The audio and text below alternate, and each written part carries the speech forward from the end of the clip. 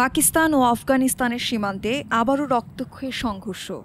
চামান সীমান্তে দুই দেশের সেনাদের মধ্যে ভয়াবহ গোলাগুলির পর রবিবার সকালে প্রধান প্রবেশ পথগুলো বন্ধ করে দেয় পাকিস্তান।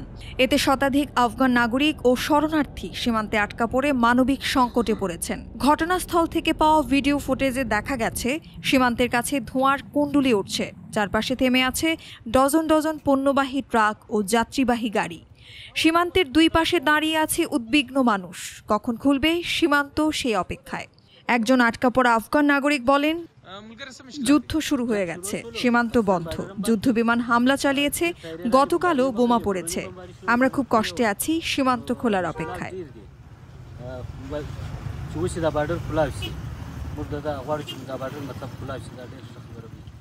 আরেকজন জানান, গত 2 দিন ধরে লড়াই চলছে, অনেক শরণার্থী আটকা পড়েছে, কেউ কেউ ফিরে গেছে, কিন্তু বেশিরভাগ এখনো এখানে রয়ে গেছে। পরিস্থিতি ভয়াবহ।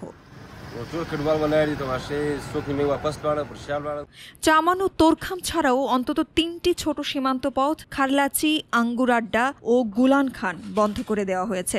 শনিবার রাতে আফগান সেনারা পাকিস্তানি অবস্থানে গুলি চালায় বলে জানা গেছে।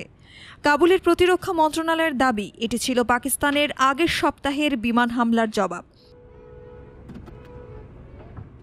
অন্যদিকে ইসলামাবাদ জানিয়েছে, আফগান হামলার প্রতিক্রিয়ায় তারা ভারী গোলাবর্ষণ করেছে। দুই দেশই একে অপরের ঘাঁটি ধ্বংসের দাবি করেছে।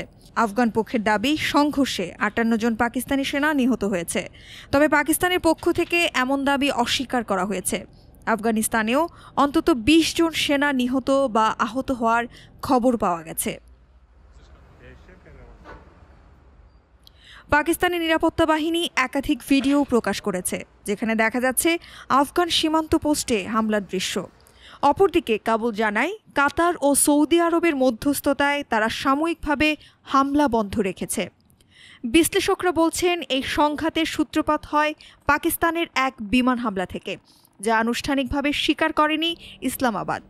হামলাটি নাকি কাবুলে তেহরিক-ই-তালেবান পাকিস্তান বা টিটিপির এক শীর্ষ নেতাকে লক্ষ্য করে চালানো হয়েছিল, তবে হামলায় সেই নেতা নিহত হয়েছেন কিনা তা নিশ্চিত হওয়া যায়নি।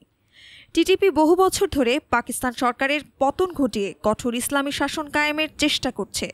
ইসলামাবাদের অভিযোগ, 2021 সালে আফগান তালেবান ক্ষমতায় ফেরার পর থেকে টিটিপি আফগান ভূখণ্ডে আশ্রয় নিয়ে পাকিস্তানের ভেতরে হামলা চালাচ্ছে, যদিও কাবুল বারবার এই অভিযোগ অস্বীকার করে আসছে।